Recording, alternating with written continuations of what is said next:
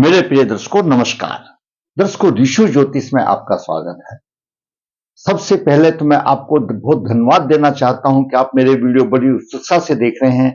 आशा करता हूं आगे भी देखते रहें। जैसा कि आपको मालूम है, ऋषु ज्योतिष आपके द्वारा दी गई हुई कुंडली में जो परेशानियां है उनके ऊपर वीडियो बना करके आपका मार्गदर्शन करता है। उससे आपका भी मार्गदर्शन होता है और बाकी दर्शकों का भी मार्गदर्शन होता है। कुंडली में क्या दोष होते हैं, किस उपाय से संबंधित में उपाय भी साथ साथ बताता है। जिसको भी मेरा खुला चैलेंज है, जो भी अपनी कुंडली में कोई भी प्रॉब्लम समझता है, अब उसको किसी किस्म की परेशानी है, आप मेरे चैनल पर बने रहिए और कमेंट बॉक्स में आप अपनी जन्म की डिटेल, कब जन्म हुआ, क्या समय था, कहां हुआ था, क्या परेशानी है, लिख दीजिए। मैं बिना किसी शुल्क के आपका वीडियो बनाऊंगा और मैं बनाता हूं। आज के वीडियो में हम विचार करते हैं एक कन्या जातक की कुंडली में। दर्शकों, कोई भी हो, कन्या हो या पुरुष हो, जो भगवान ने इस धरती पर उतारे हैं, तो इस संसारिक दुनिया में जीवन साथी का सुख होना बहुत जरूरी है। उससे पहले तो शिक्षा, उचित शिक्षा भी चाहिए और व्यवसाय भी चाहिए और अच्छा जीवन साथी भी जीवन यापन के लिए चाहिए। तो ये सारी चीजें हर एक प्राणी की मूलभूत आवश्यकताएं हैं। अब ये जो भी कुछ प्रभाव मिलता है, जो ये लगन कुंडली है, ये हमारे जीवन में मिलने वाले सुख दुख का एक निर्धारित कोटा होता है। अभी जैसे एक दर्शक ने दिया कि गुरुजी गोचर के बारे में बताइए। जन्म के समय का प्रभाव वह एक निर्धारित कोटा होता है।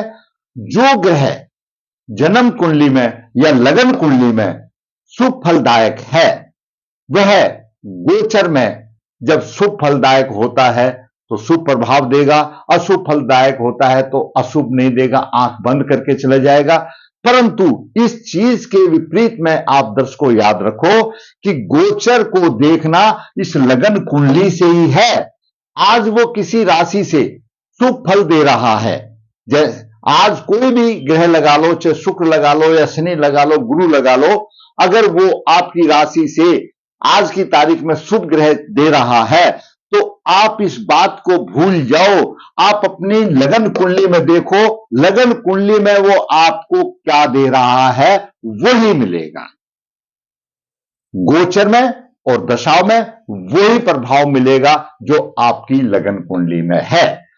ज्योतिष शास्त्र में अशुभ प्रभाव के लिए उपाय बताए गए हैं।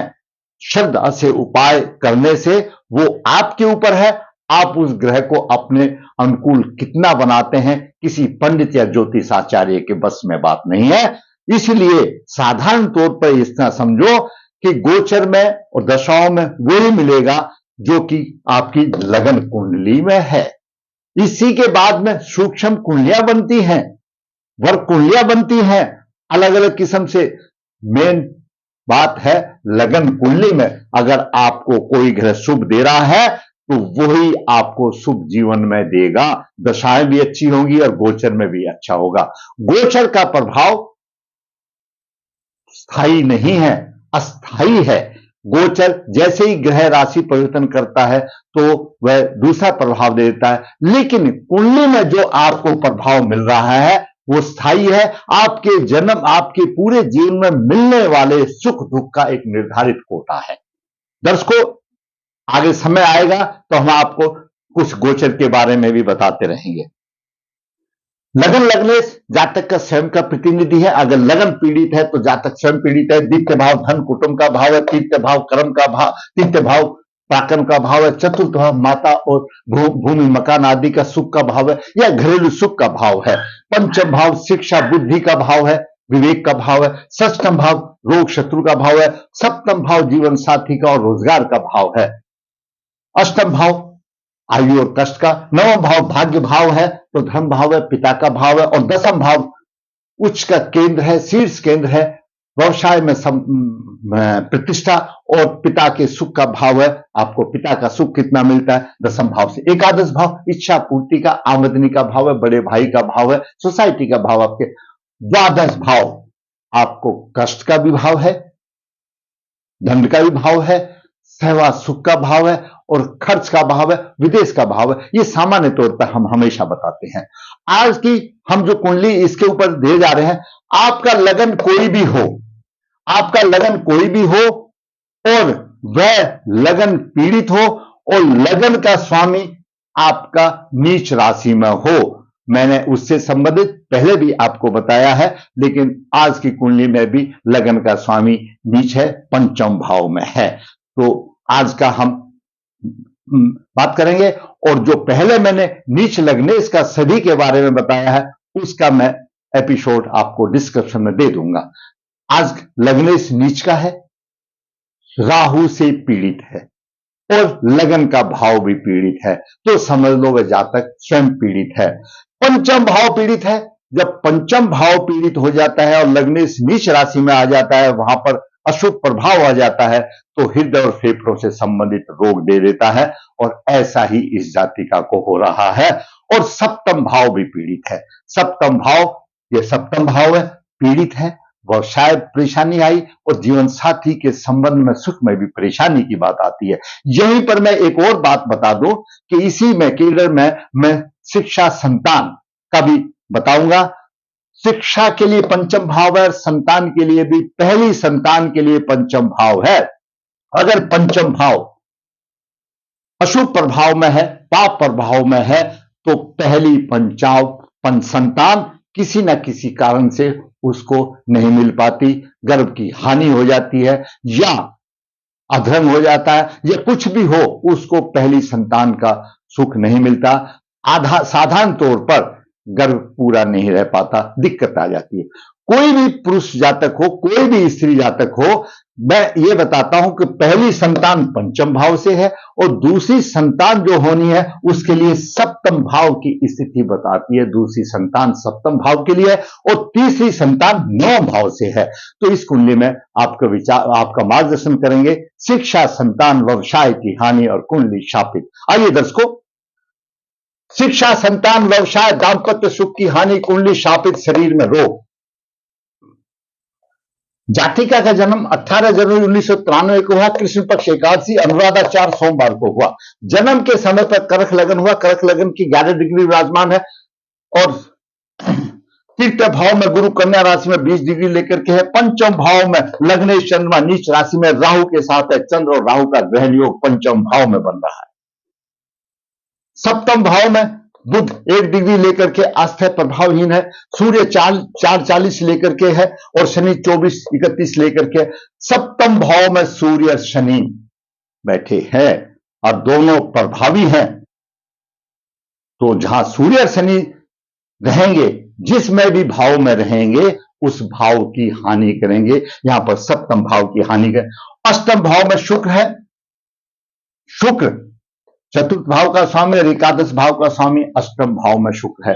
एकादश भाव में केतु 15 डिग्री लेकर के है और मंगल द्वादश भाव में 19-53 डिग्री लेकर विराजमान है। कर्क लगन में मंगल एक कारक ग्रह है, एक शुभ फल देने वाला है। वह पंचम भाव और दसम भाव का स्वामी है और द्वादश में चला गया। जातक मांगलिक तो हो गई, उसके साथ साथ पंचम भाव और दसम भाव के प्रभाव में भी कमी आ गई। कर्क लगन के लिए एकादश भाव का स्वामी बाधकेश बनता है। एकादश भाव का स्वामी बाधकेश शुक्र बनता है और शुक्र अष्टम भाव में आ गया। शुक्र सभी के लिए, चाहे पुरुष हो या कन्या हो, दाम्पत्य सुख देने वाला है। पुरुष जातक के लिए विवाह का कारक है, तो दूसरी तरफ कन्या जातक के लिए गुरु विवाह का कारक बनता है। परंतु शुक्र भौतिक सुखों का दाता है। शुक्र लक्ष्मी है, शुक्र माता है, शुक्र बहन है। जिसका शुक्र बिगड़ा हुआ उसका तो शुक्र है, पीड़ित तो नहीं है, लेकिन अशुभ स्थान पर है। बाधकेश बन गया। बाधकेश अगर कर्क लगन है और एकादश भाव का स्वामी अगर अष्टम भाव में हो, तो वह बाद केस बनता है, या अष्टमेश के नक्षत्र में हो तो अष्टम भाव में बाद केस बन गया। यहां पर शुक्र अपनी दशा अंतरदशा में बाधाएं ही देगा। बाद केस का मतलब है बाधाएं देना, परेशानी देना। दर्शकों, कर्क लगन वाले हमने पहले भी कई बार बताया, आज भी बताते हैं, दोहराते हैं ताकि पुनरावृत्ति होगी, नए उनको भी याद। कर्क लगन के स्वामी चंद्रदेव हैं। लगन के आधार पर, इस लगन में चंद्र की राशि, उसके आधार पर ऐसे जातक अत्यंत भावुक होते हैं। उनकी मानसिक शक्ति अच्छी होती है, वो भावनाप्रद होते हैं, भावना में ऐसे बह जाते हैं कि अपना अच्छा बुरा भी नहीं सोच पाते, भूल जाते हैं। कठिन परिश्रम करने वाले होते हैं, परंतु फल की प्राप्ति इनको देरी से मिलती है। जीवन में आगे बढ़ने की हमेशा इच्छा रहती है, बुद्धि तेज होती है, दाम्पत्य सुख प्राय परेशानी से मिलता है। लग्नेश चंद्रमा पंचम भाव में नीच राशि में है। कर्क लगन में हमारे विद्वानों का यह मत रहता है कि भगवान श्री रामचंद्र जी का भी कर्क लगन था, ऐसा हमारा ज्योतिष का इतिहास बताता है। लग्नेश चंद्रमा पंचम भाव में नीच राशि में है और राहु से पीड़ित है, तो पंचम भाव पीड़ित हो गया। चंद्रमा भी नीच राशि में हो गया और राहु भी आ गया, तो चंद्रमा और राहु का ग्रहण योग बन गया, कुंडली शापित बन गई, मानसिक बल कमजोर बन गया, लगन पीड़ित हो गया और पंचम भाव पीड़ित हो गया। पंचम भाव शिक्षा बुद्धि संतान का भाव है, तो संतान में परेशानी आ गई और शिक्षा में परेशानी आ गई। अब बात करते हैं सूर्य की। सूर्य दर्शकों द्वितीय भाव का स्वामी और सप्तम भाव में है। जीवन में धन संग्रह करने वाला तो होता है। धनेश अगर निर्बल हो, धन भाव का स्वामी धनेश निर्बल हो या पाप प्रभाव में हो, तो ऐसा जातक 2 विवाह भी करवा सकता है। तो यहां पर धनेश शनि के साथ में है, शनि के साथ में है, और ऐसे जातक के 2 विवाह भी हो सकते हैं। आपकी कुंडली में इस तरह का है तो निसंदेह इसमें कोई दो राय नहीं होती, और संतान हानि होती है, क्योंकि यहां पर यह सप्तम भाव दूसरी संतान का भी है, तो इसमें भी परेशानी आती है। आगे देखते हैं और भी कुछ होगा। मंगल की बात करते हैं अभी। मंगल पंचम भाव का स्वामी है, दसम भाव का स्वामी है और द्वादश भाव में चला गया। संतान की समस्या, क्यों पंचमेश है, संतान की समस्या आ गई। संतान की समस्या 10वें द्वादश भाव में है, दसम भाव का स्वामी द्वादश भाव में है। द्वादश भाव कोर्ट कचहरी का भी भाव है, कोर्ट कचहरी में भी खर्चा होगा और हुआ है, और काफी खर्चा हुआ है। मैं बताऊंगा कैसे खर्चा हुआ। बुद्धिमान तो होता है परंतु चिंतित रहता है, माता से मधुरता नहीं मिलती, ऐसा माना गया है। पिता से लाभ नहीं, दाम्पत्य जीवन में परेशानी, व्यवसाय में परेशानी, और बुद्धि भ्रम हो जाती है और मस्तिष्क में परेशानी आती है, क्योंकि मंगल यहां पर चतुर्दृष्टि से पराक्रम को देखता है, पराक्रमित तो होगा, छठे भाव से देगा रोग शत्रु को, रोग शत्रु से परेशानी होगी। अष्टम दृष्टि से, उच्च दृष्टि से मंगल यहां पर सप्तम भाव को देख रहा है। 2 पाप ग्रह पहले ही बैठे हैं, मंगल भी आ गया, तो यहां पर आप ये समझो कि मंगल भी प्लस हो गया, यहां पर उसका भी प्रभाव हो गया द्वादश भाव से, तो 3 पाप ग्रह हो गए सप्तम भाव में। अब बात करते हैं बुध की। बुध 1 डिग्री 21 मिनट्स लेकर के अस्त है, छोड़ दो, कोई प्रभावहीन है वह। गुरु की बात करते हैं। गुरु छठे भाव का स्वामी है और भाग्य भाव का स्वामी है, तृतीय भाव में है। भाई बहन का सुख पराक्रम में वृद्धि होगी। पंचम दृष्टि से यहां पर सप्तम भाव को नीच दृष्टि से देख रहा है, यहां पर भी परेशानी आ गई कि गुरु की नीच दृष्टि है भाग्य भाव का स्वामी, जबकि किसी भी कुंडली में दर्शकों ऐसा होता है, लग्नेश कुंडली का संचालक है, पंचमेश और नवमेश उसके सहायक करने वाले होते हैं, लेकिन यहां पर नवमेश की पंचम दृष्टि सप्तम भाव पर मकर राशि में नीच दृष्टि में आ गई, तो यहां पर भी परेशानी आ गई, दाम्पत्य सुख में परेशानी आ गई, हानि होगी। सप्तम दृष्टि से भाग्य भाव को देख रहा, भाग्य तो वृद्धि करेगा। नवम दृष्टि से एकादश भाव को देखता है तो आमदनी में सफलता लेगा और शत्रु पर विजय प्राप्त करेगा। ऐसा आदमी धर्मात्मा भी होता है और उन्नतिशील होता है, उन्नति करते रहता है, क्यों भाग्य भाव का स्वामी है। लेकिन दाम्पत्य जीवन में मधुरता नहीं रही, दाम्पत्य जीवन में परेशानी आ गई। अब बात करते हैं शुक्र की। दर्शकों, शुक्र चतुर्थ भाव का स्वामी, चतुर्थ भाव सुख का भाव है, माता का भाव है, भूमि मकान आदि का भाव है, और एकादश भाव है। एकादश भाव भी इच्छा पूर्ति का भाव है, आमदनी का भाव है। अष्टम भाव में आ गया, माता का स्वभाव हमेशा झगड़ालू होगा, मधुरता नहीं रहेगी, घर में अशांति रहेगी। परंतु ऐसा जातक माता का भक्त भी होगा, जैसे माता कहेगी वैसे चलेगा, दोनों के विचारों में मेल नहीं खाता। शुक्र क्योंकि दाम्पत्य सुख का कारक ग्रह है, अष्टम भाव में अशुभ स्थान में आ गया, यहां पर भी परेशानी वाली बात आ गई, मानसिक तनाव रहेगा। और शुक्र बाधकेश है, प्रॉब्लम देने वाला है। जब शुक्र तो चाहिए, सुख लक्ष्मी है, सुख गृहस्थी सुख देने वाला है, और शुक्र ही बाधकेश बन गया तो जीवन में कहां से मिलेगा। हर आयु में जब बच्चा पहुंचता है तो हर चीज चाहिए, उसके बाद बात करेंगे। अब बात कर रहे हैं शनि की। शनि अष्टम भाव का स्वामी है और सप्तम भाव का स्वामी है, और अपनी राशि में है, शशक योग बना रहा है। ज्योतिष के सिद्धांत के अनुसार से शशक योग बना रहा है, लेकिन शनि पर तो मंगल योग का प्रभाव है, शशक योग की धज्जी तो उड़ गई, कुछ नहीं फायदा मिला। शशक योग, शनि सप्तम भाव में दिशा बली है, पश्चिम दिशा माना जाता है सप्तम भाव, लेकिन शशक योग तो बना रहा है, अपनी राशि में है। और जब ज्योतिष के विद्वानों का यह भी मत रहता है अपनी राशि में शनि 2 विवाह भी करा सकता है। वो तो अकेला शनि की बात कर दीजिए, यहां तो मंगल का ही प्रभाव आ गया और गुरु का ही प्रभाव आ गया, शनि और सूर्य का प्रभाव आ गया, ये सारे अशुभ प्रभाव हो गए, तो दाम्पत्य जीवन की तो टांग लड़खड़ा गई, तलाक आदि की स्थिति बन गई। तो यहां पर शशक योग कहां रुकेगा। जब पीड़ित हो जाता है तो विशिष्ट योग होता है, पंच महापुरुष में से एक होता है, तो कैसे महापुरुष योग का उसको दर्जा दिया जाता है जो पीड़ित होता है। तो वो भी सब कुछ नहीं है, ऐसा कुछ नहीं है। शनि की तीसरी दृष्टि भाग्य भाव पर है, तीसरी दृष्टि भाग्य भाव पर है, कमी आएगी। शनि की सप्तम दृष्टि लगन भाव पर है, स्वास्थ्य में त्रुटि देगा, क्योंकि अष्टमेश भी है शनि। अष्टम भाव दीर्घ आयु देने वाला है और लगन को देख रहा है, तो स्वास्थ्य में कमजोरी होगी। शनि उसको स्वास्थ्य में कमजोरी देगा। और दसम दृष्टि से, उच्च दृष्टि से यहां पर घरेलू घर के भाव को देख रहा है, चतुर्थ भाव को देख रहा है, तो यहां पर थोड़ा सा घर के सुख साधनों में अच्छा दे सकता है, घरेलू सुखों में वृद्धि दे सकता है, तो उच्च दृष्टि से देख रहा है। लेकिन यह हमेशा याद रखो, जिस ग्रह की एक राशि अशुभ प्रभाव में होती है तो उसके भी अशुभता की छाप छोड़ता है। अष्टमेश भी है तो थोड़ी सी परेशानी तो देगा ही। अब बात करते हैं राहु की। राहु पंचम भाव में है, संतान पक्ष में कष्ट, विद्या ग्रहण में कठिनाई, पंचम दृष्टि भाग्य भाव पर देख रहा है, भाग्य भाव में परेशानी, भाग्य में परेशानी, और नवम दृष्टि लगन भाव को देख रहा है।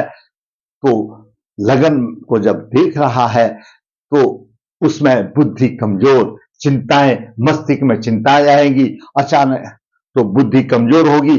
और सप्तम दृष्टि से आमदनी के भाव देख रहा है, उतार चढ़ाव होंगे। राहु भाग्य की हानि कर रहा है, उतार चढ़ाव आमदनी में कर रहा है। नवम दृष्टि लगन को देख रहा है तो लगन में मस्तिष्क में चिंताएं होगी, रोग होंगे। अब दरअसल देखिए, राहु ने भी लगन को देख लिया, अशुभता परिपूर्ण हो गया, और शनि ने भी लगन को देख लिया, और शुक्र ने भी लगन को देख लिया, तो ये सारे अशुभता के प्रतीक हैं। लगन पे भी वो पूरा पाप प्रभाव राहु का भी हो गया, सूर्य का भी हो गया, और शनि का भी हो गया। अभी तो एक और भी बाकी है यहां के लिए, तो शरीर में रोगी होने का कारण बनता है, स्वास्थ्य कमजोर होता है, और रोगी चतुर्थ राशि पीड़ित आ गई राहु और शनि से। और चतुर्थ राशि का स्थान वक्षस्थल है, वक्षस्थल में ही हृदय और फेफड़े, इनका सबका वास होता है, उन्हीं की रचना है कहने का मतलब। तो उनसे संबंधित परेशानी आ गई, यहां भी परेशानी आती है, पंचम भाव पीड़ित है, तो ऐसी जातिका परेशानी में जूझ रही है। अब बात करते केतु की। केतु एकादश भाव में है, चतुराई से लाभ करेगा, परिश्रम द्वारा लाभ करेगा, कभी संकट भी आ जाएंगे। ऐसे जातक में थोड़ा सा स्वार्थपन का भी दे देता है, अचानक फायदा भी हो सकता है, नुकसान। पंचम दृष्टि से पराक्रम देख रहा, पराक्रमी होगा। शिक्षा संतान में परेशानी आएगी, शिक्षा संतान में परेशानी आएगी। ऐसी संतान अपंग भी हो सकती है, केतु के प्रभाव से अपंग भी हो सकती है। वो मैंने पहले ही बता दिया कि पहली संतान में कुछ ना कुछ परेशानी आएगी। नवम दृष्टि यहां पर केतु की सप्तम भाव पर पड़ रही है। स्त्री के सुख और व्यवसाय में परेशानी आएगी। अब देखिए दर्शकों, केतु भी हो गया, सब 9 ग्रहों का मैंने आपको थोड़ा प्रभाव बता दिया।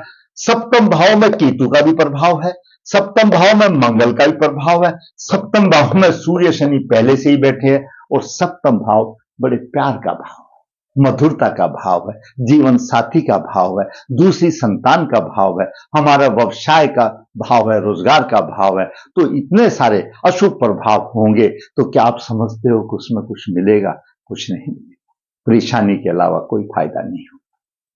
तो दर्शकों, ये मैंने आपको बताया, पहली संतान की हानि, दूसरी संतान की हानि, तीसरी संतान में गुरु अपनी राशि को देख रहा है, अवश्य उनको तीसरी संतान मिलेगी और योग मिलेगी, जैसा कि ये कुंडली बताती है। अब बात करते हैं, मैंने दोस्त तो बता दिए, लगन और लग्नेश पीड़ित, लगन पीड़ित है, राहु और शनि का एक अशुभ प्रभाव है, और लग्नेश चंद्रमा पीड़ित है। तो जब लग्नेश पीड़ित हो जाता है तो परेशानी आ जाती है। चंद्रमा और राहु का ग्रहण योग बन जाता है, सबसे अशुभ योग माना गया है। मानसिक बल कमजोर, मन में चिंताएं और भ्रमित हो जाती हैं, बच्चे राह भटक जाते हैं। पंचम भाव पीड़ित, हृदय रोग, फेफड़े रोग का दे सकता है, नीच लग्नेश भी है, राहु भी साथ में है। सप्तम भाव पीड़ित, सप्तम भाव भी पीड़ित है। इस जातिका का विवाह पहले कैसे भी हो गया, कोर्ट में मंगल खर्चा धर्चा करके, और तलाक भी हो गई। फायदा क्या हुआ? कोई फायदा नहीं हुआ। उसके बाद सिवाय पंडित जी और ज्योतिष आचार्यों के पास घूमने के, देखिए जी दूसरे विवाह का कराइए, दूसरे विवाह का। पहले ही अपनी कुंडली देख लीजिए कि आपके बच्चे की क्या स्थिति है। ये सारे दोष, शादी से संबंधित सारे दोष अगर विवाह से पहले कर लिए जाते हैं, तो आप ये आशा रखो, मैं इसका गारंटी तो नहीं दे सकता हूं कि वो तो भगवान देने वाला है, मैं तो सिर्फ मार्गदर्शन करने वाला हूं, तो वो भी वचनबद्ध है, वो सुप्रभाव देगा। मैं भी ऐसा ही आपको मार्गदर्शन दे सकता हूं। अगर विवाह से पहले दोष निकाल करके निवारण किया, और अगर लड़की है तो अगर कुंभ विवाह किया, तो ऐसा माना गया है, क्योंकि कुंभ विवाह लड़की का विष्णु भगवान की प्रतिमा के साथ कर देते हैं, ऐसा माना गया कि सारे दोष हमने विष्णु भगवान को दे दिए। अगर विष्णु भगवान ने खुश होकर के ले लिए, तो उसका जीवन तो सफल बनेगा ही, अपने आप ही बनेगा। और पीपल के साथ करते हैं, पीपल में भी सभी देवता वास करते हैं, मतलब वो सारे दुख अपने आप ले लेते हैं। तो विधिवत वो उपाय कर लेना चाहिए। प्रबल पितृदोष है, शापित कुंडली है, नारायण बलि श्राद्ध के साथ नागबली श्राद्ध भी करना चाहिए। शनि मंगल का, सूर्य शनि का, सूर्य मंगल का, ये सारे जो विषयोग पैदा हो रहे हैं, केतु भी देख रहा है, इन सब की शांति करानी चाहिए। और सब शांति कराने के बाद मैं कहता हूं, हम सिर्फ कर्म कर सकते हैं, हम मनुष्य योनि में आए हैं, इस धरती पर आए हैं मेरे दर्शकों। ये सब शांति कराने के बाद, कन्या है, किस माँ बाप में हिम्मत है जवान कन्या को अपने घर में रखने की? लेकिन वो उसकी शांति तो करा सकता है, उसके दोषों का निवारण तो करा सकता है। आज महंगाई में कितनी शादियों में पैसा कर सकते, थोड़ा सा पैसा खर्च करके उसको दोष निवारण करके और कुंभ करके अपना फर्ज पूरा कर सकता है। फिर छोड़ दो भगवान के ऊपर जो उसने करना है, करना तो उसी ने है, लेकिन शांति कराने के बाद और कुंभ करा करके योग वर्ष से शादी किया जाए, तो ये आशाएं बन जाती हैं कि उसका दाम्पत्य सुख और सभी सुखी से बीतेगा, संतान भी मिलेगी। दर्शकों, मैंने आज होनहार कन्या, जो कि अपनी कन्या, उसमें जो परेशानियां आ रही हैं, जो कहते हैं जिसके पैर ना फटी विवाई, वो क्या जाने पीर पराई, परेशानी जब सिर पे आती है जब पता चलती है, ऐसे सुनने करने से नहीं। तो दर्शकों, मैंने उस होनहार बच्ची का, उसके साथ जो समस्याएं, क्या उसके दोस्त बताए, उसके निवारण बताए, मार्गदर्शन किया। अगर आप समझते हो कि मेरा वीडियो अच्छा है तो लाइक करो, शेयर करो, और भाई आप दूसरे दोस्तों को शेयर करो ताकि उनका भी मार्गदर्शन हो। हाँ, मेरा चैनल नया है, जैसा मैं हमेशा बताता हूं, मैं ये कहूंगा कि आप मेरे चैनल को सब्सक्राइब करते हैं तो मेरा मनोबल ऊंचा हो जाता है, और मेरी अगले वीडियो आपको डायरेक्ट मिल जाती है, देखने के लिए आपका मार्गदर्शन करेगी। मैं कोशिश करता हूं आपको पूरी अपना अनुभव और शास्त्रों के अनुसार, बनावटी कोई चीज नहीं है, उससे आपका मार्गदर्शन करता हूं। मैं मार्गदर्शन नहीं कर सकता हूं, फल श्री प्रभु हरि देंगे।